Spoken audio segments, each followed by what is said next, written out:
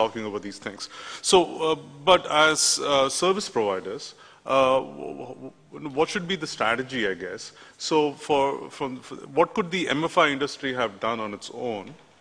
Okay, with 2020 hindsight, wherein it would have sort of self-regulated itself, so that it could sort of preempt what the actions going on in, say, in Andhra Pradesh and stuff like that. Because the politics of the markets is of the regulations such that they will come at you, right? And but so self-regulation, from there, there will always be bad eggs. There will always be three crooks in the industry.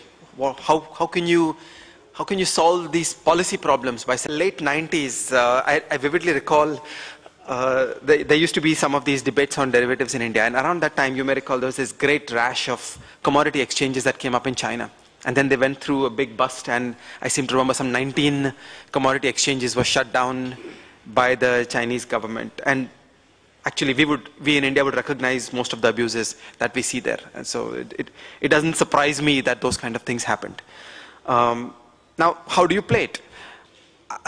One argument could be we should be encouraging these kind of experiments. Let 19 crazy commodity exchanges come. Okay, we'll go through drama, we'll go through disaster, and over a couple of years, we'll figure out how to do it.